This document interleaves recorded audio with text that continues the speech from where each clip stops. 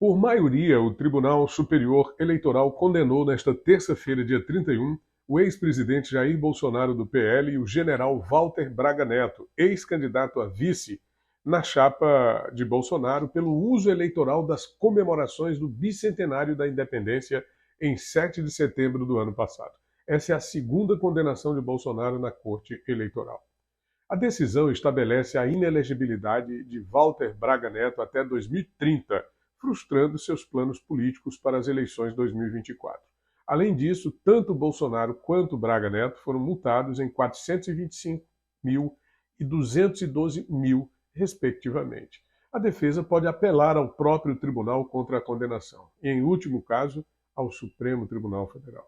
O julgamento foi encerrado com o voto do presidente do tribunal, Alexandre de Moraes, que votou pela inelegibilidade de Bolsonaro e Braga Neto. Moraes mencionou o empresário Luciano Hang, que, segundo ele, vestia um terno verde periquito, e o desfile de tratores durante o evento cívico como indícios de uma fusão entre as celebrações da independência e a campanha de Bolsonaro. Bolsonaro nos despertou o senso de patriotismo e nos mostrou que o Brasil pode ser livre da influência maléfica da esquerda e de outros setores. Nos mostrou o caminho do debate político, nos despertou o interesse pela política nacional. É o que analisa um comentarista da Jovem Pan. Isso também indica o porquê de tamanha perseguição política contra ele. Porque o sistema não pode acorrentar os seus cidadãos. Confira. 5 pessoas que conseguem botar gente na rua hoje: o Bolsonaro, Flamengo, Corinthians, Palmeiras e São Paulo na final. Então essas são as 5 pessoas que botam gente na rua hoje. Esse é o data-povo, não tem jeito. O que a gente está vendo, na verdade, é o seguinte: nós nunca na nossa vida, a nossa geração, viu um presidente tão patriota e que despertou política nas pessoas. Essa que é a grande verdade. Todo mundo hoje conversa sobre política por causa de Jair Bolsonaro. E conversa bem. Não precisa ser extremista, não precisa brigar, não precisa discutir. Conversar. Você entra em qualquer lugar, o assunto é política. Por quê? Porque o presidente Jair Bolsonaro despertou patriotismo, despertou amor ao país, despertou amor à bandeira, despertou amor ao símbolo nacional, e ele prova que ele ama o país e que é um país melhor para o futuro. Isso, a nossa geração, só viu anestesia de novela de futebol, de domingo à tarde, de Globo, de 50 novelas por dia, de carnaval. A gente foi anestesiado. E agora a gente está desanestesiando, né? Igual a gente teve um anestesista aqui em São Paulo, que agora é vice do PT. Isso que está acontecendo na Polícia Federal é muito sério, envolve provavelmente o aparelhamento da instituição para atender os caprichos e recalques do atual governo, o projeto de vingança de Lula e dos seus sectários. Apenas o Partido Novo se pronunciou sobre o caso do presidente da Associação Nacional dos Peritos Criminais Federais, que está sendo alvo de um processo disciplinar pela nota que a associação publicou criticando a falta de participação de peritos na análise das imagens do aeroporto de Roma, envolvendo o ministro Alexandre de Moraes. No pedido, os deputados Adriana Ventura, de São Paulo, Gilson Marques, de Santa Catarina, e Marcel Van Hatten, do Rio Grande do Sul, apontam que a intimidação de servidores em prol de interesses específicos representaria um fato grave, caracterizado como interferência política, se não abuso de autoridade. Os parlamentares querem explicações do diretor-geral da Polícia Federal sobre denúncias veiculadas na imprensa acerca de um possível caso de perseguição política dentro da Polícia Federal. Bolsonaro novamente tornado inelegível, sem qualquer necessidade, ele já estava inelegível. O objetivo foi alcançar Braga Neto, que seria candidato a prefeito do Rio de Janeiro.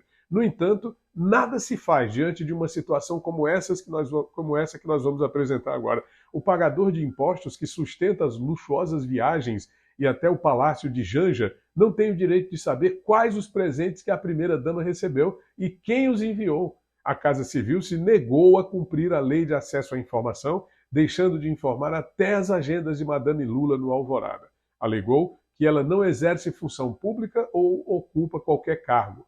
Não explicou por que, apesar disso, Janja tem gabinete no Palácio do Planalto e participa ativamente de decisões do governo. O caso foi destaque no programa Oeste Sem Filtro. Veja. A Casa Civil se negou a cumprir a lei de acesso à informação e não revelou quais os presentes que a primeira-dama Janja da Silva recebeu e quem os enviou, além de não divulgar os gastos da mulher de Lula com viagens. Ao site Diário do Poder, A Casa Civil disse que Janja não exerce função pública ou ocupa cargo público e que não é possível individualizar gastos. Bom, vale lembrar, a primeira-dama tem gabinete no Palácio do Planalto e participa ativamente de decisões do governo. Na campanha eleitoral, Lula criticava Bolsonaro pelos sigilos impostos a alguns dados oficiais. Já eleito, o petista escondeu os gastos, por exemplo, com a festa de posse. Depois, colocou sob sigilo as imagens dos ataques do 8 de janeiro. Bom, não parou por aí. Depois, Lula também impôs sigilo às visitas no Palácio da Alvorada e, há uma semana, colocou sob sigilo os voos dos ministros do STF pela Fabi. É muito sigilo nesse governo, hein? O Brasil se transformou numa republiqueta do PT. Gastos de Janja nos badalados roteiros internacionais também não são informados sob a alegação de que não é possível individualizar os gastos. O deputado Gilvan, da Federal, acusou o ministro da Justiça, Flávio Dino, de ser um mentiroso. Em pronunciamento na Comissão de Segurança da Câmara, ele também criticou o governo Lula, o suposto governo Lula. Disse que estão sendo distribuídos 15 bilhões de reais para a cultura, enquanto que estão sendo cortados recursos à saúde, educação, segurança pública. Confira. O ministro Flávio Dino é um mentiroso. A gente encontra decisões judiciais absurdas aqui no nosso país, com habeas corpus, relaxamento de prisões de traficante, assaltante, porque foi denúncia anônima, fundada suspeita. Dizer aos policiais do Brasil, vocês prenderem traficante, assaltante, pegam a bandeira do Brasil, coloca nesses vagabundos a camisa "Meu partido é o Brasil" e bota uma Bíblia, que vocês vão ver ele sendo preso sem o devido processo legal. Vocês irão ver o advogado não tendo acesso aos autos, porque no Brasil é assim. Você criticar, até xingar. Vamos lá, você xingou, não concordo, mas você xingou o ministro do STF. Ele tem que te processar na primeira instância e não mandar te prender, não mandar a Polícia Federal na tua casa. Agora, traficante, assaltante, estuprador, aí a galera da esquerda aí passa a mão na cabeça. Como vai ser a vida e como é a vida de um policial no Brasil, olhando para esse ex-presidiário descondenado, destinar 15 bilhões para a cultura? É brincadeira. 3 bilhões por ano. Aí vão dizer, não, é por municípios, é para aquele artista desconhecido. Não é não. Boa parte é para o seu Caetano Veloso, é para o seu Chico Buarque, fumar maconha deles, morar em Miami, nas mansões que eles moram. Agora, o policial, não pode. Primeiro que eles não querem combater o crime organizado. O ministro Flávio Dino e esse ex-presidiário traidor da pátria são do crime organizado. Não querem combater o crime organizado. 3 bilhões por ano para a cultura, para Caetano Veloso, para Chico Buarque, para Daniela Mercury. É uma palhaçada. Para você que fez o L, tá aí, ó. Tá aí, dinheiro para a cultura, para esse pessoal que é milionário fumar uma maconha, eles estão destinando. Agora, para o policial combater o crime organizado, até porque o ex-presidiário defende o assaltante de celular.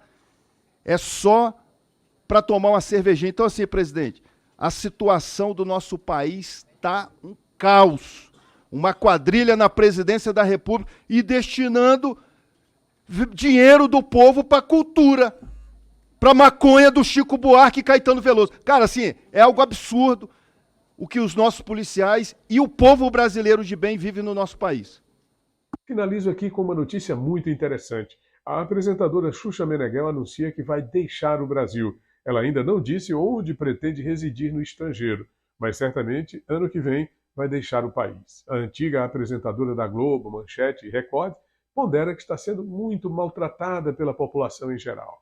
Seu mais recente filme está sendo um fracasso de bilheteria e foi até retirado de cartaz menos de um mês após a estreia. Xuxa participou ativamente da campanha de Lula para a presidência em 2022 e vem atuando no governo como uma espécie de embaixadora informal e muito grosseira. O que ela está sentindo na pele é apenas a reação dos injustiçados, o boicote dos patriotas, que deve ampliar ainda mais em relação a outros artistas e marcas com a mesma característica, segundo se informa. Se gostou do vídeo, deixe seu gostei, se inscreve no canal e ative as notificações. Tony Rodrigues, Além da Notícia.